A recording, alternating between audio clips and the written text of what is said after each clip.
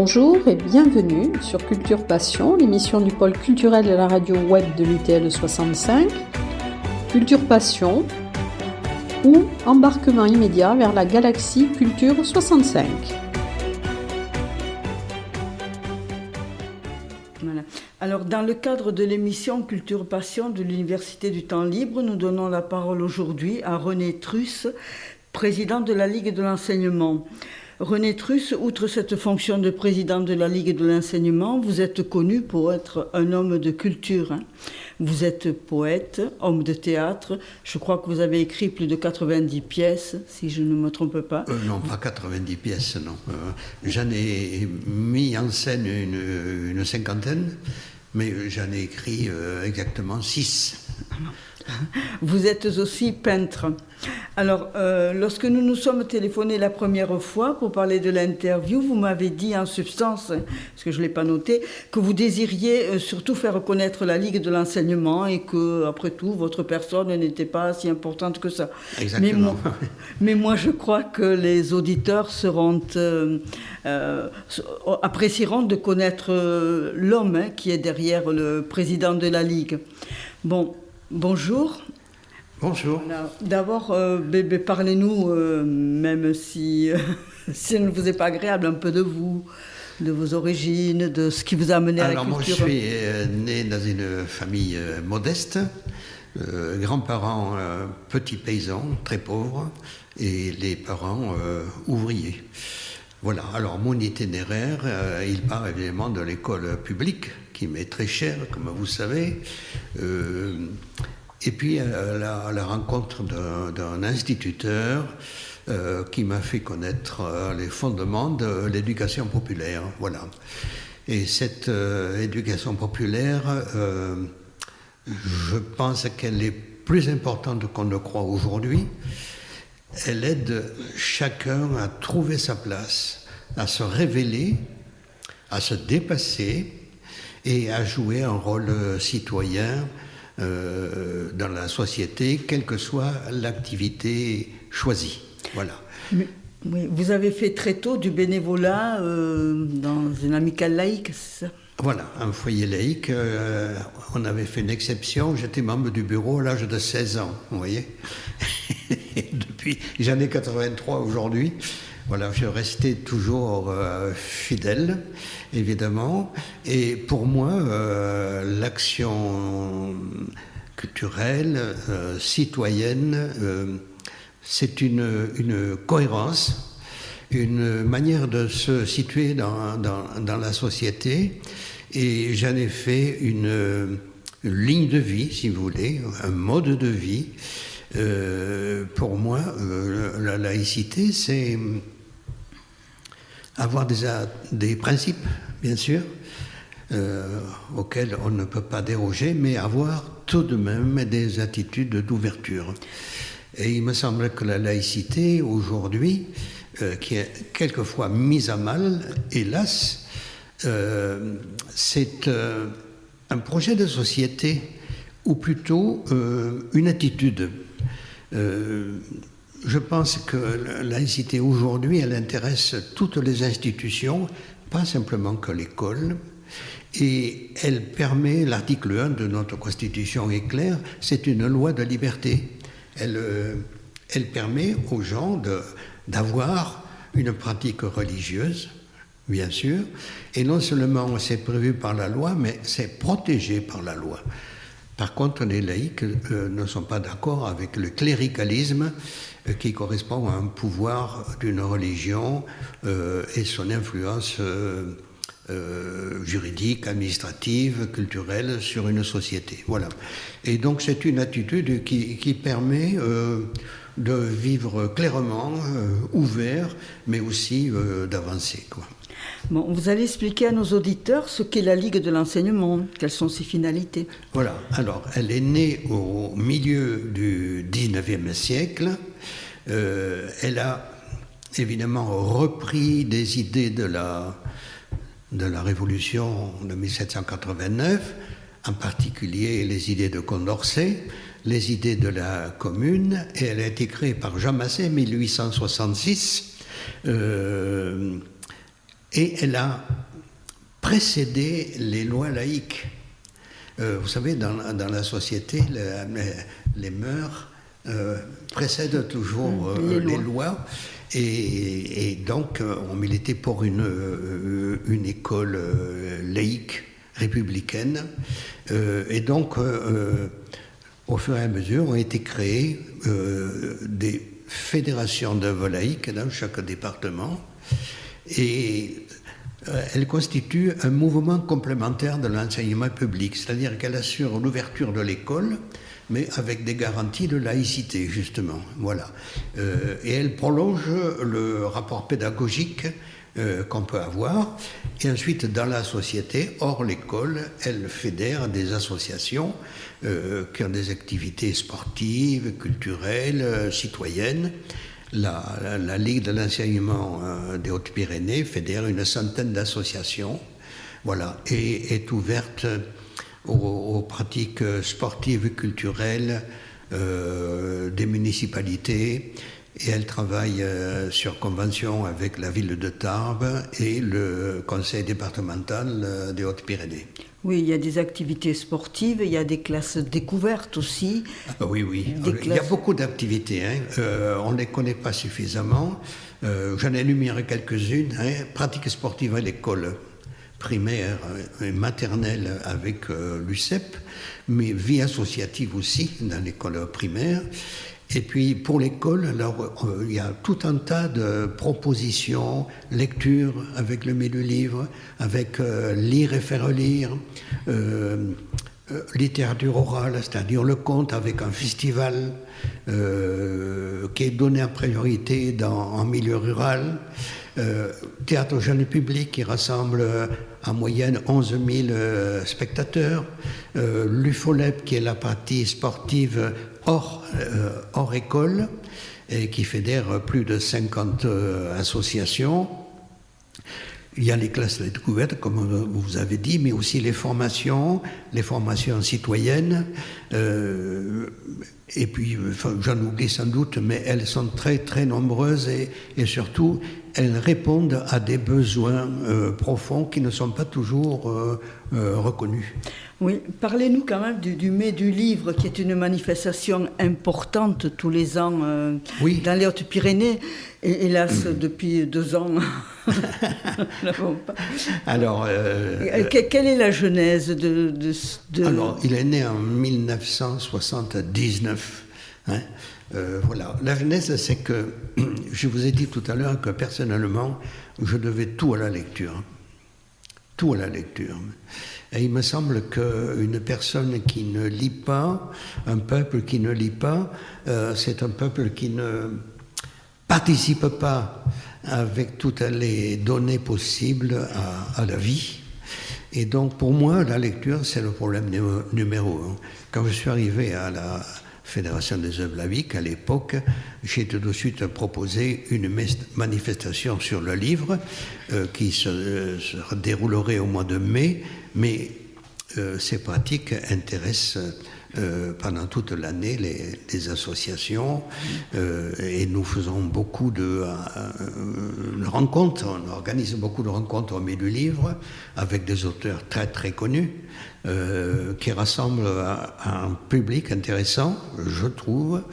Et on amène des écrivains dans les classes, des illustrateurs, et je trouve que mettre en avant une pratique de lecture, ma foi, était exceptionnelle, mais hélas assez rare. Oui, parce qu'il y a eu des auteurs très connus, je pense, il y a très longtemps Jacques Ezelias, dernièrement Lydie Salvage, qui a eu un succès considérable, parce que vous aviez prévu une salle trop petite, puisque beaucoup de personnes n'ont pas pu rentrer. Oui. Cette année, il y aura Marie-Hélène Lafont, qui est le prix Renaudot, et qui a beaucoup écrit sur l'univers rural et paysan. Et comme nous sommes une région quand même qui était paysanne, je pense que ça va faire, ça va proposer une rencontre plus qu'intéressante. Oui, parce que ces auteurs se mettent à la disposition du public. Je vois Lydie Salvaire a passé beaucoup de temps à parler avec les personnes qui le lui demandaient. Alors, si vous voulez, vous avez raison d'insister là-dessus. Je veux reprendre le thème des rencontres. Je donne un exemple, on ne va pas le nommer, mais un écrivain qui est passé au Salon de Bordeaux, et qui, le week-end après, était au Mai du Livre. Bon, le Salon de Bordeaux a rassemblé plus de 3000 visiteurs, mais elle nous disait qu'il n'y avait pas de rencontre. Elle avait vendu 3 livres. Elle est venue au Mai du Livre, elle a parlé pendant 1h30, elle a parlé pendant les signatures aussi, et elle a vendu 28 ouvrages. Vous voyez, c'est-à-dire que le Mai du Livre n'est pas un salon, mais c'est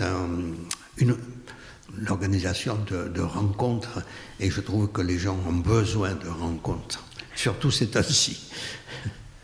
Oui, mais c'est-à-dire que vous êtes un peu le passeur de cela, parce que vous présentez l'auteur et puis vous présentez l'ouvrage aussi, et je pense que ça c'est aussi important. Voilà, il faut sortir un peu de best-sellers, vous savez, édités en grand nombre, là. Je reviens sur le thème de la rencontre. Alors ça demande beaucoup de travail, parce qu'il faut essayer de comprendre l'écriture, la profondeur de l'écriture, ce que veut l'auteur, quelle est cette personne qui parle, et essayer de soutenir cette aventure singulière, à savoir écrire, s'épancher sur sa vie, sur un imaginaire, et puis le passer aux gens. Vous savez, l'éducation populaire, c'est un animateur, il doit, comme vous avez dit le mot, doit devenir un passeur. Et alors, avec la Ligue, vous organisez aussi des expositions de peinture. Il y a eu une exposition de gravure de Picasso il y a quelques années. Oui, on a commencé comme ça. Oui, on a eu aussi des gravures de Goya, accompagnées d'un spectacle magnifique. Et chaque année, nous organisons, avec l'aide de la municipalité de Tarbes, au Carmel, une exposition. Mais ce qui est très important, pour tous les publics bien sûr, mais les écoles, nous les convions et nous les formons aux techniques du peintre invité. Ce qui fait que les enfants peignent et puis on expose ces travaux au milieu livre, c'est-à-dire on socialise le travail des scolaires. Oui, la dernière exposition du Carmel organisée par la Ligue, ça a été à Nepourny. Et ce qui est intéressant, c'est que certains jours, elle était commentée par quelqu'un de chez vous, de la Ligue, qui était extrêmement compétente. C'est Ludivine Garcia. Nous essayons d'accompagner les œuvres. Les œuvres ne sont pas des produits marchandisés. Il s'agit d'un travail en profondeur, et il faut créer des passages, des entrées.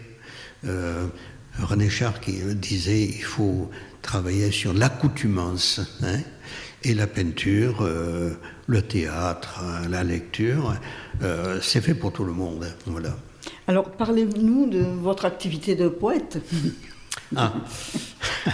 Alors, j'ai pas beaucoup de temps personnellement, mais j'écris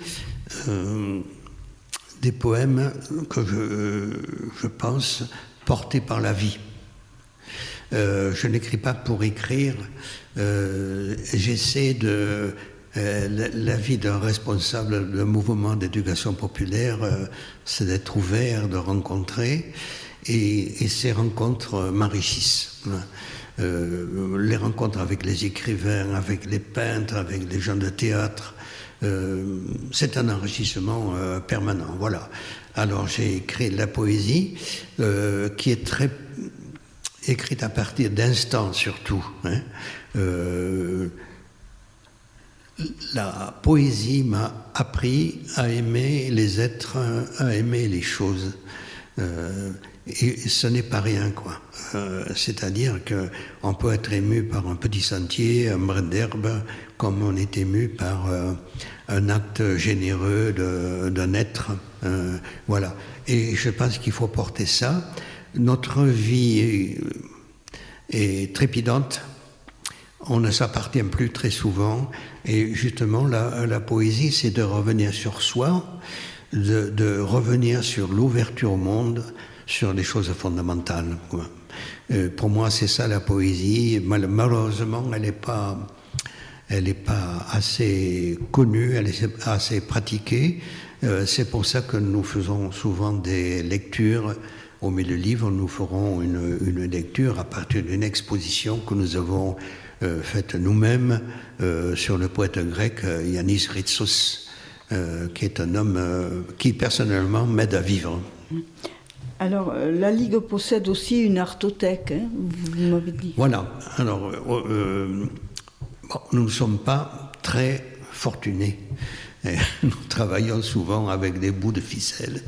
Et quand nous avons une petite marge, après une exposition, nous achetons une œuvre. Pas tous les ans, bien sûr. Et nous avons 36, 38 œuvres originales. Dans les écoles, on a souvent des copies, bien sûr. On ne voit pas le travail du peintre facilement. Avec un original, c'est autre chose. Alors, nous les prêtons aux écoles.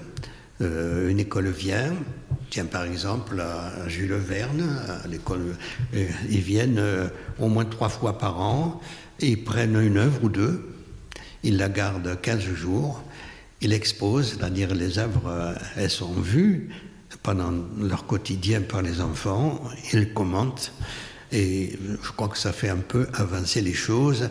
L'important, c'est de donner pour la jeunesse des pratiques qui peuvent perdurer au-delà de l'école. Oui, mais vous êtes vous-même peintre. Oui, alors je suis arrivé à peindre parce que il fallait se former pour recevoir les écoles et leur faire comprendre les pratiques du peintre invité.